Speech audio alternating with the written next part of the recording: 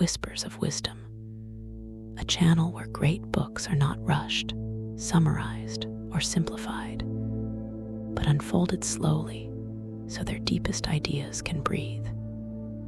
Here, we explore philosophy, literature, and timeless texts in a way that connects thought to life, not just to theory. In this video, we continue our complete journey through Friedrich Nietzsche's Thus Spoke Zarathustra, a work divided into 4 powerful parts, each stripping away illusions and demanding a deeper level of self-understanding. This is our 12th video in the playlist, where we step into the 4th and final part, covering chapters 61 through 65. These chapters introduce the most revealing encounters of the entire book. The honey sacrifice, where Zarathustra offers his finest essence without expectation. The cry of distress, where suffering interrupts philosophy. Talk with the kings, where political power is exposed as hollow the leech, where cold intellect drains life, and the magician, where suffering becomes performance. This is where Nietzsche turns his sharpest psychological lens on modern humanity, asking not who is powerful, but who is honest, not who suffers, but who transforms suffering into strength. Stay with me, because this part of Zarathustra doesn't teach from a mountain. It walks directly into the human soul. Chapter 61. The honey sacrifice in this chapter, Zarathustra, reaches one of the most symbolically rich and easily misunderstood moments of the entire book. And if you're listening closely, this is where Nietzsche quietly separates surface-level self-improvement from true philosophical maturity. Because the honey sacrifice is not about sweetness, generosity, or moral goodness in the usual sense. It is about offering the best part of oneself, not to be praised, rewarded, or remembered, but to be tested, dissolved, and possibly wasted. And Zarathustra opens this chapter already aware that what he is about to do will not be understood by the many or even by the so-called higher men. Because honey here represents the distilled essence of experience, suffering, joy, solitude, and insight. The golden substance produced only after long labor, pain, and patience. And when Zarathustra speaks of sacrificing honey, he is not speaking of giving leftovers. He is speaking of offering the most concentrated sweetness of one's life to existence itself, without asking whether it will be consumed, rejected, or ignored. And this immediately clashes with modern motivational thinking, where every effort must yield visible results, applause, or validation. Because Nietzsche is teaching something far harsher and far more freeing. The highest acts are those performed without witnesses, without guarantees, and without hope of return. And when Zarathustra prepares his sacrifice, he does not call the crowd. He does not announce his virtue. He does not turn it into a lesson for the masses. Instead, he turns inward and upward, addressing the earth, the sky, and the silent forces of becoming. Because the honey sacrifice is an act of alignment with life's cruelty and abundance at the same time. And here Zarathustra is showing us that true creators must be willing to lose what they love most about themselves. Because clinging to one's finest traits is just another form of ego preservation. And Nietzsche despises any spirituality that secretly hoards its treasures for moral superiority. So when Zarathustra pours out the honey, it is an image of creative destruction, of releasing one's most refined values back into chaos, so that something stronger may arise. And this is why he speaks with both reverence and irony, because he knows that many people want wisdom only if it can be preserved, packaged, and owned. But Zarathustra's wisdom must flow, spill, ferment, and possibly rot.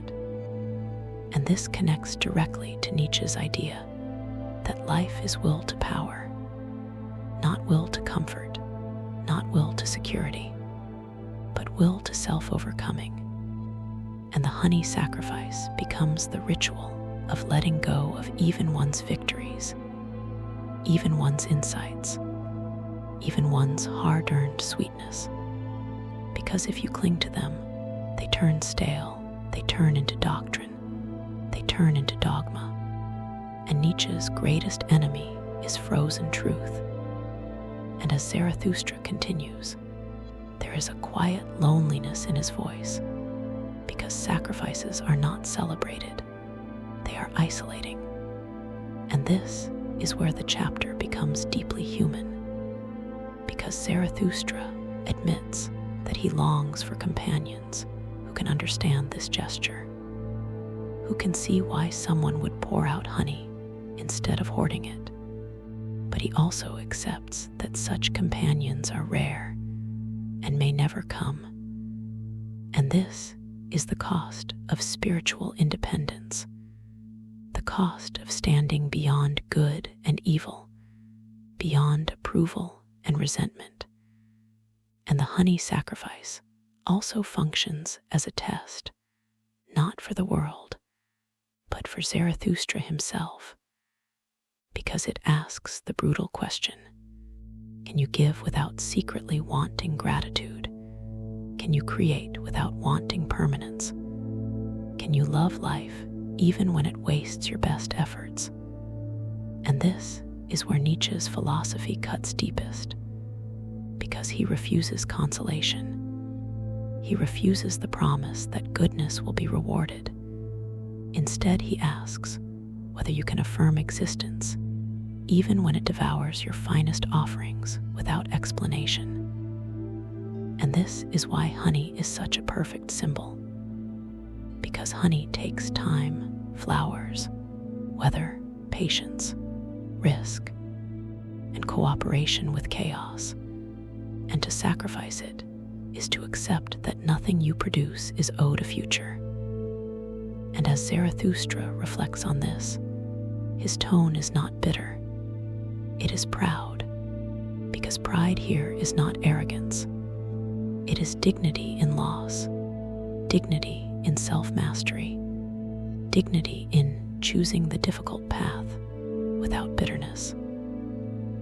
And this is the emotional heart of the chapter, the quiet joy of someone who no longer measures their worth by outcomes. And when Zarathustra speaks of wanting to lure higher men with honey, Nietzsche is not contradicting himself.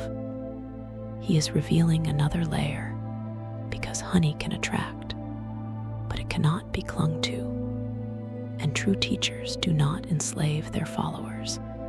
They tempt them briefly and then let them go. And this is why Zarathustra wants to offer sweetness without ownership, influence without control, guidance without dependence. And this is a devastating critique of religious leaders, influencers, and moral authorities who build systems to trap admiration rather than awaken independence. And the honey sacrifice becomes an anti-institutional act, a refusal to create a church around oneself. And if you're paying attention, you'll notice that this chapter quietly prepares the ground for everything that follows in the final part. Because now the stage is set for the arrival of the so-called higher men, who will be tested not by doctrine, but by whether they can live without illusions, without resentment, and without needing Zarathustra to save them. And this chapter also reveals Nietzsche's idea of joy, because joy here is not pleasure, it is not happiness, it is not comfort. Joy is the strength to give oneself fully to life without contracts. And this is why the sacrifice is honey and not blood, because Nietzsche rejects martyrdom and guilt-based sacrifice. He wants a joyful sacrifice, a laughing sacrifice, a sacrifice that says yes, even as it lets go. And when Zarathustra laughs softly at the end of this chapter, it is not mockery, it is liberation, the laughter of someone who has finally stopped demanding fairness from existence. And this is the lesson that hits hardest for modern listeners, because we live in a world obsessed with returns on investment, with visibility, with metrics, with proof. And Nietzsche is whispering through Zarathustra that the highest acts will never trend, never be validated, and never be understood by the crowd. And yet they are the acts that shape the future of humanity, not by force, but by example, by resonance, by silent influence. And the honey sacrifice is not an ending. It is a threshold. It marks the moment when Zarathustra is no longer merely teaching. He is testing reality itself, asking whether life is worthy of his best, and answering that question not with words, but with action. And this is why this chapter feels calm, resolved, and quietly defiant, because Zarathustra has already accepted the possibility that nothing will come of his offering, and that acceptance is precisely what makes him free. And if you take anything from this chapter, let it be this unsettling but empowering idea. The measure of your strength is not what you keep, but what you can give away without losing yourself. And the honey sacrifice is Nietzsche's way of asking whether you are ready to stop protecting your sweetness and start trusting life with it. Chapter 62. The cry of distress in this chapter, Nietzsche shifts the emotional gravity of the final part dramatically, because after the quiet dignity of the honey sacrifice, Zarathustra is suddenly interrupted by a cry that cuts through solitude like a wound through flesh. And this cry is not merely a sound in the mountains. It is the raw exposure of suffering that philosophy cannot dissolve. And the moment Zarathustra hears it, we see something crucial about his character. He does not dismiss pain as weakness, nor does he romanticize it as virtue. Instead, he responds immediately, instinctively, almost against his own preference for solitude. And this matters deeply, because Nietzsche is often misread as glorifying cold detachment, when in fact, this chapter proves the opposite, showing that strength does not flee suffering, but moves toward it without sentimentality or self-deception. And the cry of distress symbolizes the unavoidable fact that even the strongest spirit cannot create meaning in isolation forever, because existence itself keeps calling us back to the shared condition of vulnerability. And when Zarathustra follows the cry, he is not acting as a savior in the religious sense. He is not offering redemption or consolation. He is responding as a fellow being who recognizes that suffering is part of the terrain of becoming, and this chapter introduces the higher men not as triumphant figures, but as fractured, exhausted, disappointed, and incomplete souls.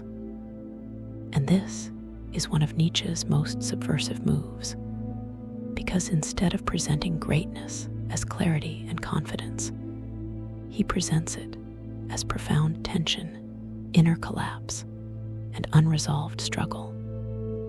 And the cry of distress comes from those who have seen too much, thought too deeply, believed too intensely, and now find themselves hollowed out by their own ideals. And Nietzsche is warning us here that ideals themselves can become tyrants, that striving for truth, morality, or greatness without the capacity to affirm life can lead to despair rather than strength.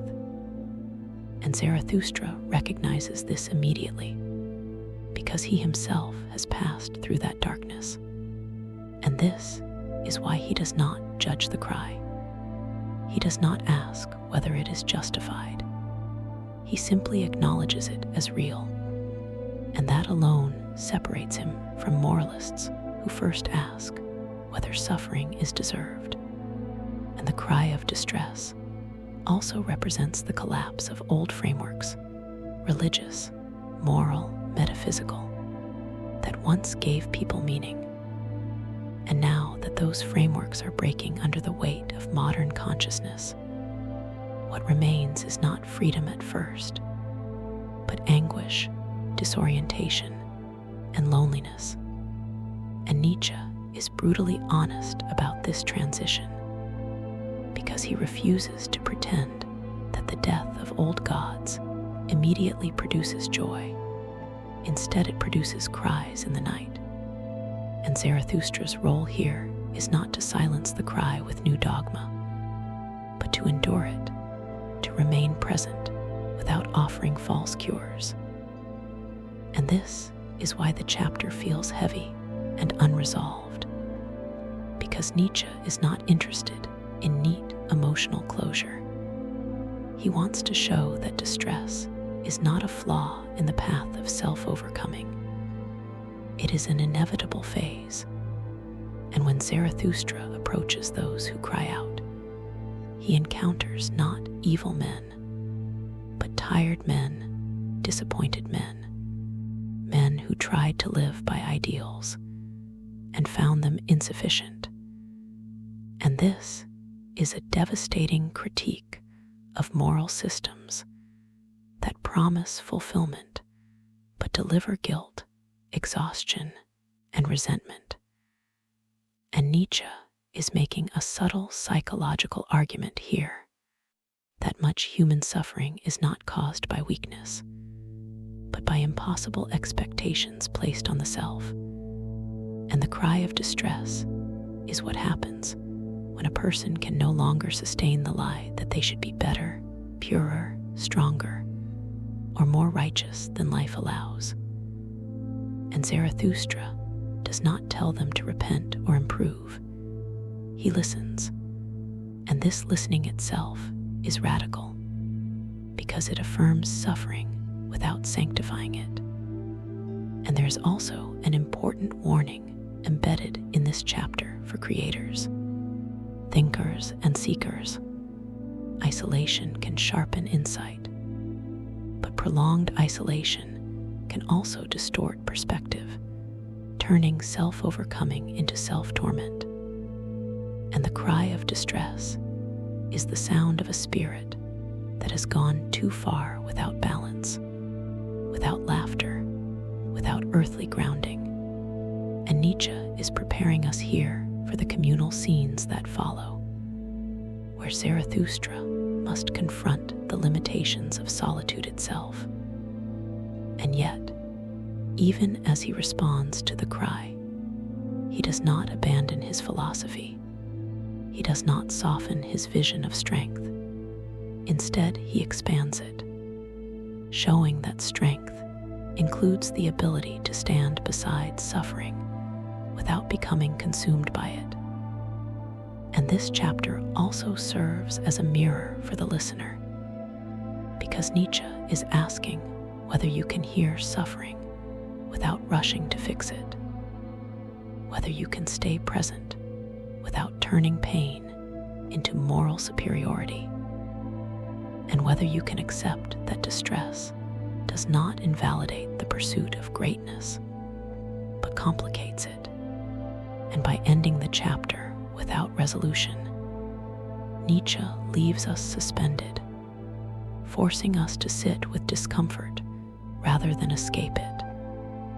And that is the deeper lesson, that growth does not eliminate anguish. It teaches you how to carry it without lying to yourself. And the cry of distress is not a failure of Zarathustra's teaching. It is the proof that his teaching is real enough to be tested by suffering. And this moment marks the true beginning of the final confrontation between Zarathustra and humanity, not as teacher versus student, but as fellow traveler in a world where meaning must be forged under pressure, not granted from above. And if the honey sacrifice was about giving one's sweetness to life, the cry of distress is life answering back, reminding us that affirmation is not blind optimism, but the courage to remain open even when existence responds with pain instead of gratitude. Chapter 63. Talk with the Kings. In this chapter, Nietzsche introduces one of the most quietly ironic and psychologically sharp encounters of the entire book. Because when Zarathustra meets the kings, we expect authority, confidence, command, and dignity. Yet what he finds instead are rulers who have stepped down from power, men who once stood at the peak of hierarchy and now wander without thrones, without obedience, and without purpose. And this reversal is deliberate, because Nietzsche is dismantling the illusion that power automatically produces greatness, showing instead that political authority often masks inner emptiness. And the kings immediately confess that they are tired of ruling, tired of commanding people who obey without understanding, tired of governing masses who desire comfort rather than growth. And this confession exposes the hidden tragedy of leadership within decadent systems, that rulers become prisoners of the very structures they uphold. And Zarathustra listens not with reverence, but with curiosity, because he recognizes something familiar in their weariness, the exhaustion that comes from exercising power over others rather than power over oneself.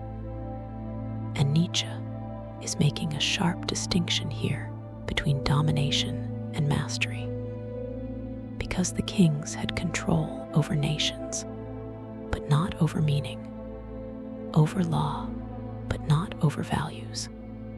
And when old gods collapse and old moral orders weaken, rulers lose not only legitimacy, but direction.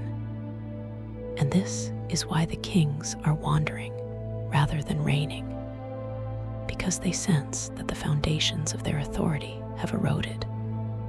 And yet, they cannot imagine a world beyond hierarchy. And this creates a profound inner conflict, because they are caught between nostalgia for command and recognition of its futility.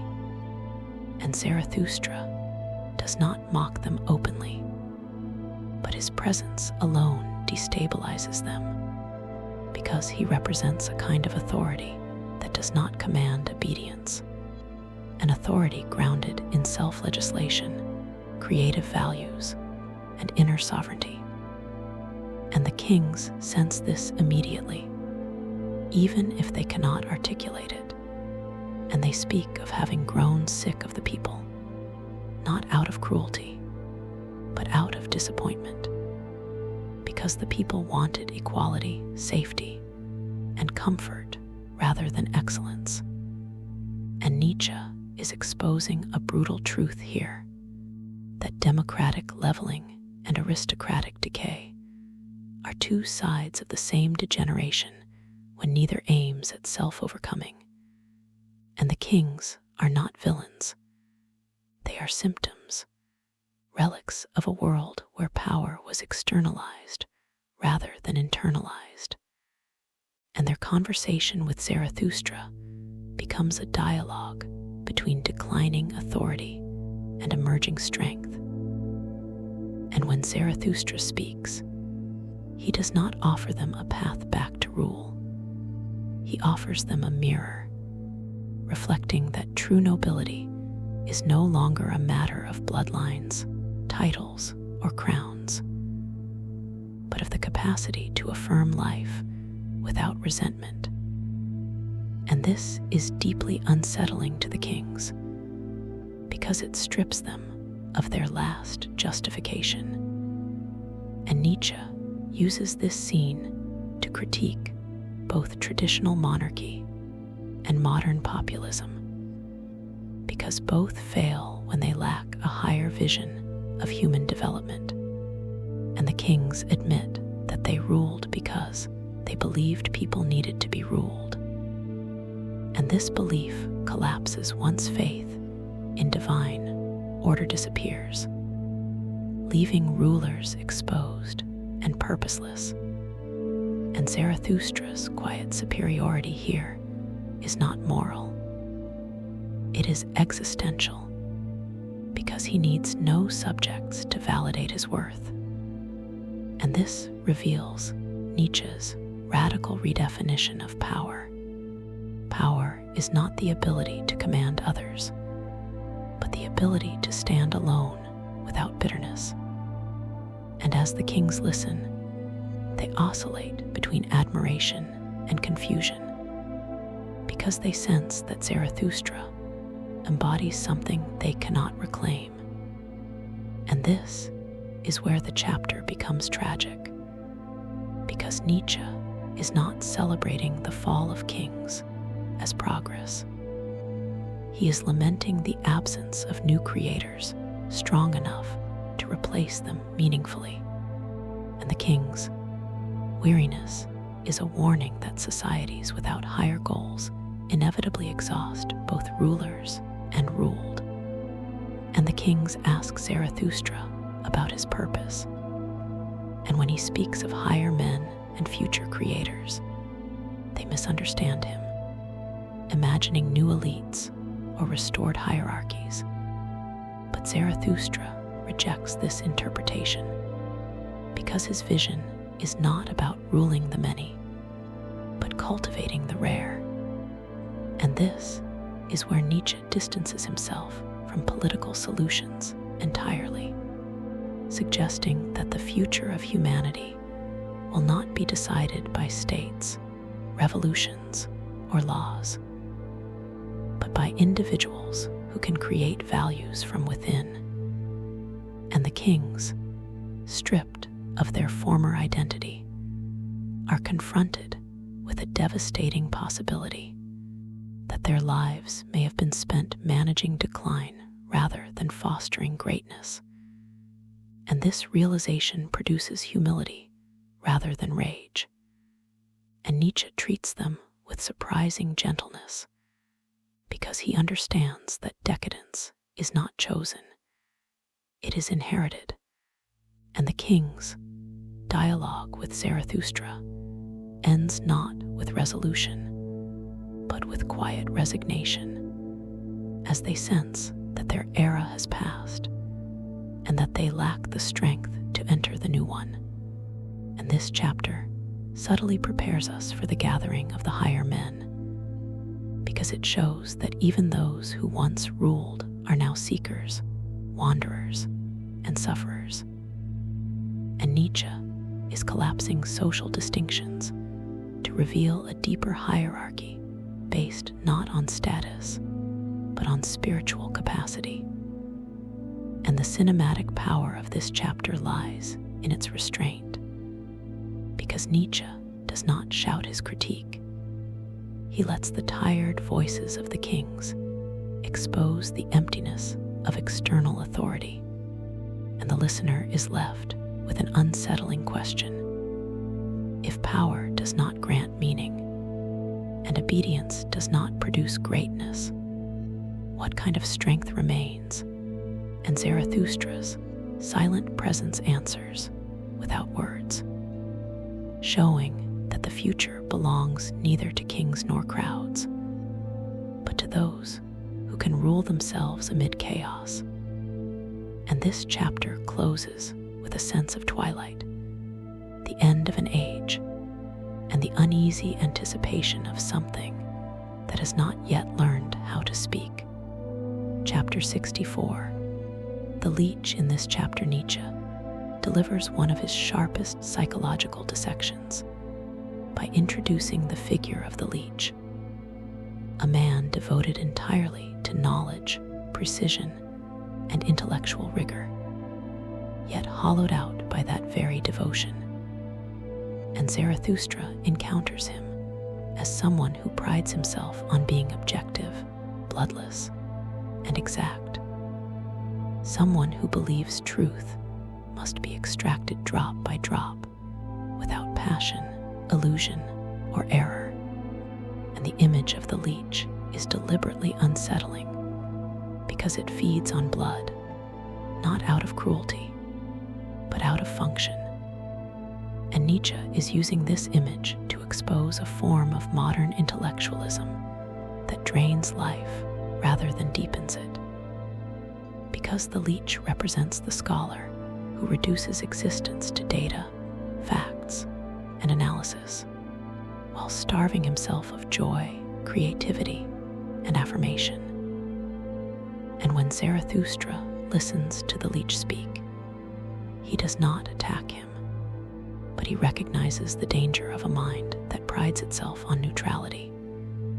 Because neutrality often hides fear, fear of commitment, fear of valuation, fear of creating meaning rather than merely dissecting it.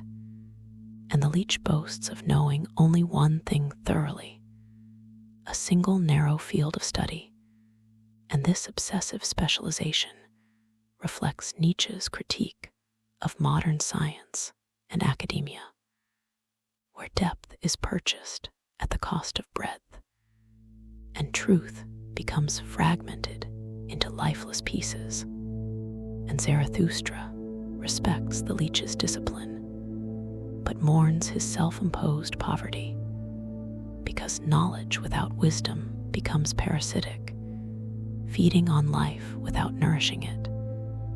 And this chapter is not an anti-intellectual rant, but a warning against mistaking accumulation of facts for strength of spirit, because the leech believes that by stripping away illusion, he has become superior. Yet, he has also stripped away wonder, laughter, and the ability to affirm existence beyond explanation. And Nietzsche shows us that such a person may be honest, but incomplete, precise, but sterile. And Zarathustra's reaction is crucial, because he neither praises nor condemns the leech. Instead, he places him among the higher men as a necessary, but insufficient type, suggesting that intellectual rigor is valuable only when it serves life rather than consumes it. And the leech's devotion to truth lacks generosity, creativity, and risk, because he seeks certainty rather than becoming. And Nietzsche is reminding us that truth is not merely discovered. It is created, interpreted, and lived. And the leech's refusal to engage with illusion is itself an illusion, because all perspectives are shaped by values, and refusing to acknowledge that is simply another form of self-deception.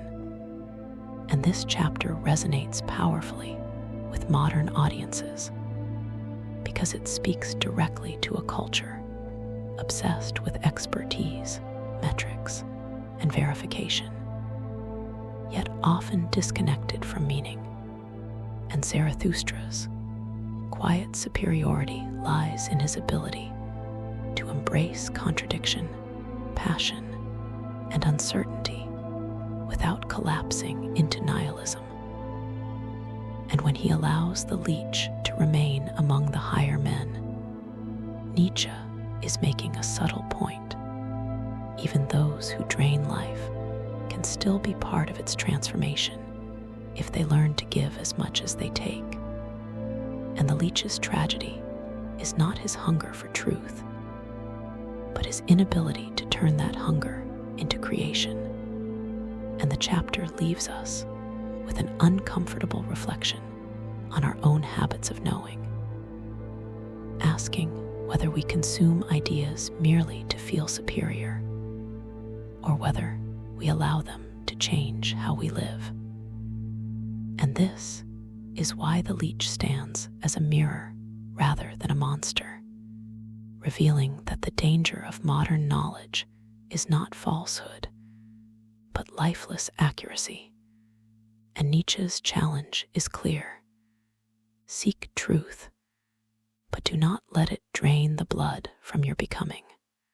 Chapter 65.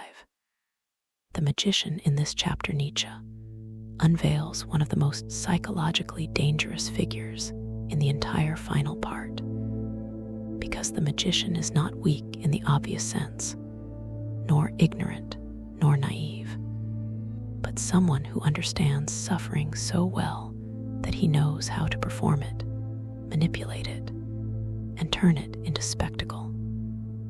And when Zarathustra encounters the magician, what unfolds is not a confrontation with illusion alone, but with the temptation to exploit depth itself, because the magician speaks in tones of despair, weeps with theatrical intensity, and displays anguish so refined that it seduces compassion, admiration, and moral seriousness. And Nietzsche is ruthless here, because he exposes how suffering can become a tool of power, a way to dominate others emotionally by demanding sympathy, guilt, and reverence. And the magician is deeply intelligent, articulate, and spiritually aware, which makes him far more dangerous than crude deceivers, because he believes in his own performance. And this self-belief is what gives his despair its hypnotic force. And Zarathustra immediately senses that something is wrong, not because the pain is fake, but because it is performed, stylized, shaped for effect. And Nietzsche is making a devastating point that even truth can be corrupted when it is used to control rather than to liberate. And the magician's lament is filled with metaphysical language, accusations against existence, and cries of injustice that sound profound, but ultimately refuse responsibility. Because beneath the poetry of suffering lies resentment, the refusal to affirm life as it is. And Zarathustra does not respond with comfort, because comfort would only feed the performance. Instead, he listens with increasing severity, recognizing that the magician represents a corrupted form of spirituality, one that feeds on despair rather than transforms it. And Nietzsche is targeting religious pessimism, romantic nihilism, and even certain forms of modern existential anguish, where suffering becomes an identity rather than a passage. And the magician's tragedy is that he wants witnesses more than transformation, recognition more than overcoming.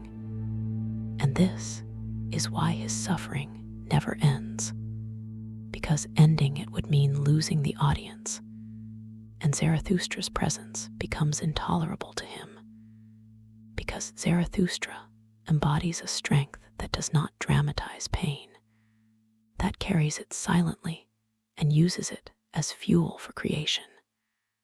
And when Zarathustra finally confronts the magician, the tone shifts sharply because he names the deception without cruelty, exposing that the magician's despair is not fate, but choice, a choice to cling to sorrow because it grants power over others. And this moment is crucial because Nietzsche is not condemning emotional expression. He is condemning emotional manipulation. And the magician is a warning that depth without honesty becomes tyranny, and that tragedy without affirmation becomes poison. And this chapter speaks directly to modern culture, where suffering is often broadcast, aestheticized, and rewarded, turning pain into currency rather than transformation. And Zarathustra's refusal to be seduced is an act of mercy as much as judgment, because he understands that liberation begins when one stops using pain as proof of superiority. And the magician's collapse at the end of the chapter is not punishment. It is exposure, the moment when illusion can no longer sustain itself under the gaze of someone who has suffered without weaponizing it. And Nietzsche leaves us unsettled here, because the magician is not a villain we can easily dismiss. He is a distorted reflection of anyone who has ever turned their wounds into identity, their despair into authority, and their sorrow into spectacle. And the chapter's deeper message is uncompromising. Suffering does not ennoble you. What you do with it does. And if suffering is not transformed into strength, creativity, or affirmation, it will seek dominance instead. And Zarathustra's silent victory here is not moral superiority, but psychological clarity, because he sees through the spell not by denying pain, but by refusing to let it rule. And as the magician fades from the scene, Nietzsche prepares us for the final test of the higher men, because the greatest danger is no longer external authority, scientific reduction, or political power, but the seduction of despair itself, dressed in the language of depth. And this chapter stands as a warning and a challenge. Do not mistake intensity for truth. Do not mistake suffering for wisdom. And do not confuse being wounded with being strong. In this episode, we explored the opening trials of Zarathustra's final descent, the offering of one's highest sweetness, the interruption of distress, the exhaustion of political authority, the danger of lifeless knowledge, and the seduction of performed despair. Together, these chapters reveal that greatness is not found in crowns, facts, or emotional intensity, but in the courage to affirm life without manipulation, resentment, or illusion. If this video resonated with you, I encourage you to revisit the earlier parts of this playlist, where each chapter builds toward this final confrontation between Zarathustra and humanity. And don't stop here, because in the next video, we continue deeper into the fourth part, where Zarathustra meets the ugliest truths about humanity, witnesses distorted worship, hears drunken affirmation, and finally receives the sign that ends his teaching. Subscribe to Whispers of Wisdom. Stay close to the journey and prepare yourself, because what comes next is not about learning more, but about whether you are ready to say yes to existence without conditions.